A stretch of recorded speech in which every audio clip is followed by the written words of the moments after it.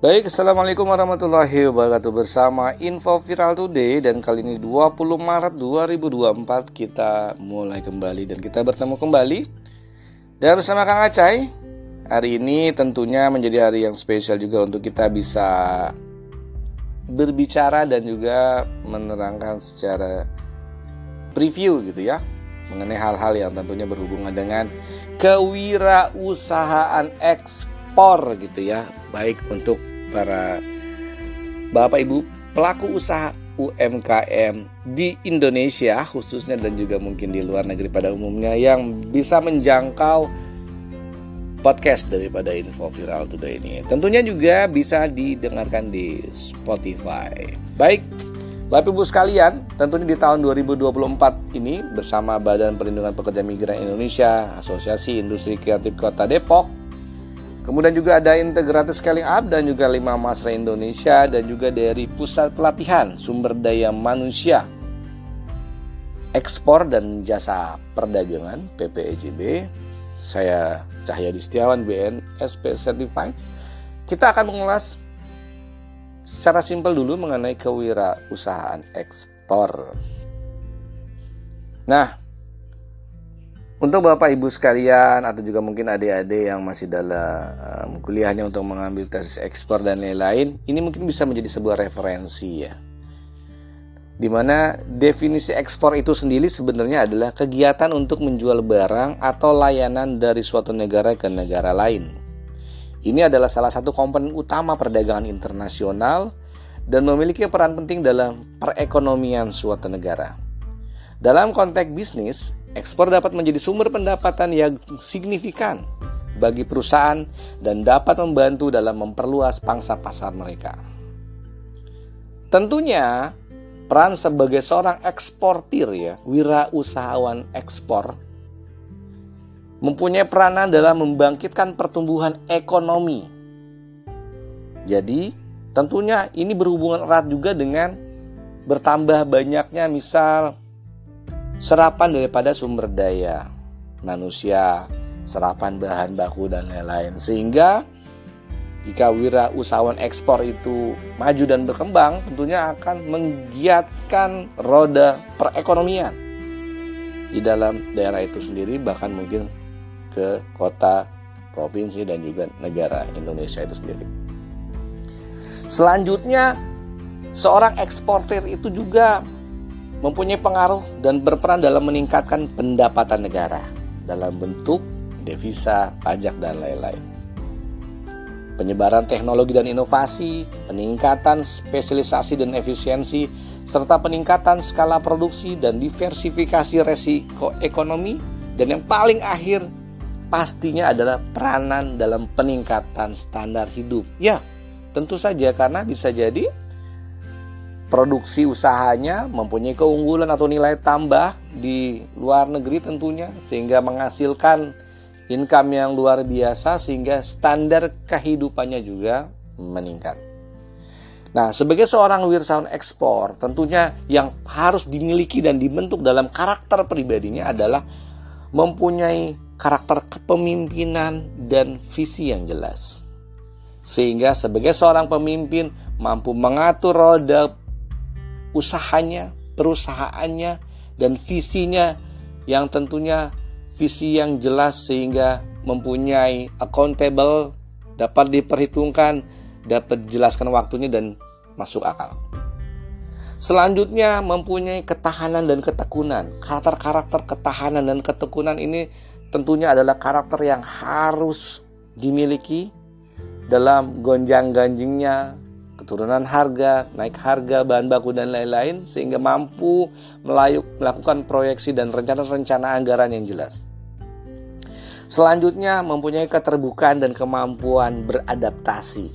Ya, tentunya berhubungan erat juga dengan perkembangan situasi dalam proses persaingan, proses pemasaran perdagangannya. Selanjutnya mempunyai karakter kemampuan jaringan dan hubungan internasional, karena sebagai seorang wirausahawan ekspor harus jeli dan pintar dalam menghubungkan berbagai macam jaringan dan hubungan komunikasi dari negara-negara, bahkan banyak negara yang membutuhkan produk-produk yang dihasilkannya.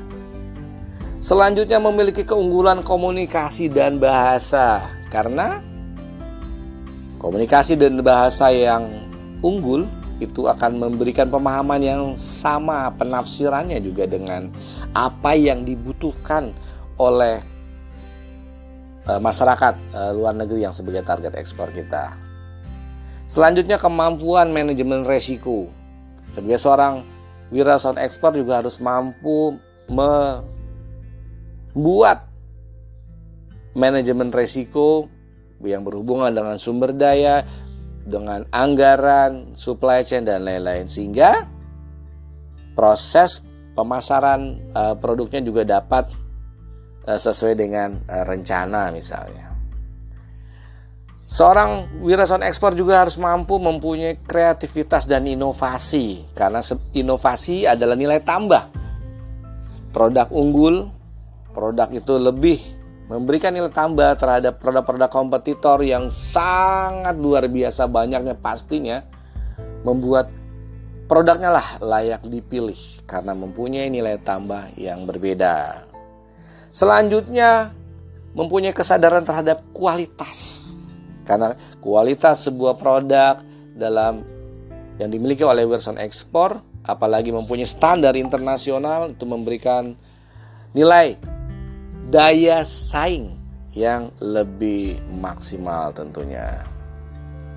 Selanjutnya kita tahu bahwa dalam peluang-peluang ekspor itu menyangkut produk pertanian, perkebunan, kerajinan tangan, produk kreatif dan seni, teknologi yang hijau dan ramah lingkungan, pariwisata dan wisata kuliner, produk herbal dan kesehatan, teknologi informasi dan layanan, juga pendidikan dan pelatihan.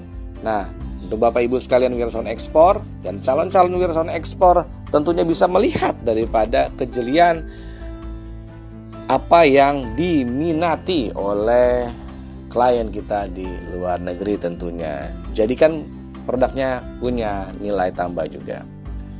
Selanjutnya Bapak Ibu sekalian, tentunya kreativitas kita itu berhubungan juga dengan pengembangan produk unggulan, adaptasi produk untuk pasar asing misalnya.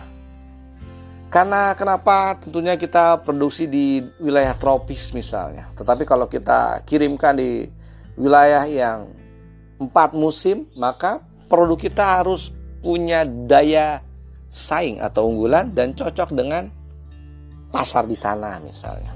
Kita juga harus pintar untuk mengeksplorasi niche-nya pasar. Sedang trennya saat ini apa sih sebenarnya? Namun untuk manajemen resikonya juga harus kita pertimbangkan, apakah viral itu sesaat atau memang sudah menjadi sebuah kebutuhan. Selanjutnya kita juga harus pintar-pintar juga di dalam internal proses produksi kita juga harus ada inovasi. Karena inovasi pasti berhubungan juga dengan fixed cost, atau bahkan mungkin kita akan bisa memilih masir cost yang seharusnya tidak perlu dikeluarkan sehingga bisa memaksimalkan HPP atau pricing daripada harga itu kita sendiri. Selanjutnya pemasaran kreatif dan branding. Tentunya Bapak Ibu sekalian perlu juga mempersiapkan kreativitas dan juga produk brandingnya. Apalagi saat ini teknologi digital marketing juga sangat pesat dan membantu prosesnya sehingga produk Bapak Ibu sekalian menjadi bagian yang perlu dimaksimalkan dalam brandingnya. Kreativitas berikutnya adalah kemitraan dan aliansi internasional, diversifikasi portofolio produk, dan penggunaan teknologi digital yang Bapak Ibu sekalian harus mengkhususkan budgeting anggarannya. Karena dengan teknologi digital memudahkan penyebaran informasi yang lebih masif dibanding biasanya. Baik Bapak Ibu sekalian, kalau kita sebagai wirausaha ekspor, nah dalam manajemen ekspornya itu yang perlu kita buat langkah-langkahnya adalah yang pertama penelitian pasar. Bagaimana dengan pasar saat ini? Apa yang sedang diinginkan dan apa aja produk yang bisa menjadi solusi daripada keperluan-keperluan pasar itu sendiri. Yang kedua adalah perencanaan ekspor. Kalau perencanaan ekspor bisa juga berhubungan dengan produknya itu sendiri, berhubungan dengan legalitasnya, dan juga hal-hal lain yang berkenaan dengan distribusi bahan baku dan lain-lain. Itu perlu dibuatkan manajemennya. Yang berikutnya kesiapan produk, karena para pelaku usaha wirausaha ekspor pada saat nanti deal dan lain-lain terhadap supply ke dalam negara yang diminati ekspor produknya, maka harus juga menyiapkan kesiapannya. Jangan sampai produknya tidak long term, produksinya tidak panjang, dan juga tersendat di saat-saat tertentu saja dan tidak bisa mewujudkan permintaan-permintaan. Dan yang paling penting juga adalah penetapan harga. Jangan sampai pada saat proses produksi, HPP, budgeting, dan biaya-biaya lain dalam proses perizinan ekspor dan pengurusan ekspor, HPP kita tidak bersaing, tidak bisa menghitung jelas berapa keuntungan yang kita mau, sehingga akhirnya justru malah menjadi tidak untung misalnya. Kita juga perlu menyiapkan dokumentasi dan regulasi, ya. Dalam hal ini dokumentasi yang berhubungan dengan syarat-syarat kelengkapan ekspor, regulasi juga berupa legal perizinan yang harus kita miliki atau yang diminta oleh negara pengimpor, apa saja yang perlu kita siapkan. Kita juga harus menyiapkan distribusi dan logistik dalam proses penyaluran produk-produk kita. Jangan sampai produk yang kita tidak hitung proses penyalurannya membebani HPP produk itu sendiri. Kita juga harus menyiapkan pemasaran dan promosi, penanganan pembayaran dan pemantauan evaluasi sebagai bahan dasar agar apakah worth it kita memasarkan produk dan bersaing dengan produk-produk kompetitor lain dan menjadi untung daripada bisnis itu sendiri. Nah, Bapak Ibu sekalian, dalam manajemen ekspor itu sendiri kita juga harus bisa membuatkan pembukuan dan laporan keuangan usaha. Ini salah satu hal yang menjadi nilai kuat daripada bisnis itu sendiri. Mungkin kita bisa memproduksi, kita bisa memasarkan, tapi kalau kita tidak bisa membuat laporan keuangan, maka kita tidak bisa memastikan bisnis kita untung atau rugi. Kita harus menyiapkan pembukuannya, laporan keuangan, laporan laba rugi, ada juga neraca dan juga laporan arus kas. Sehingga dari waktu ke waktu, dari periode tertentu, kita bisa menilai, monitor dashboardnya bisnis kita ini untung atau rugi, sehingga kita bisa mudah mengambil kebijakan-kebijakan strategis dalam bertahannya bisnis kita sendiri. Nah, Bapak Ibu sekalian, tentunya kita juga harus bisa mempunyai concern budget dalam manajemen pemasaran ekspor yang menggunakan media online, karena ini memang menjadi sebuah nilai tambah.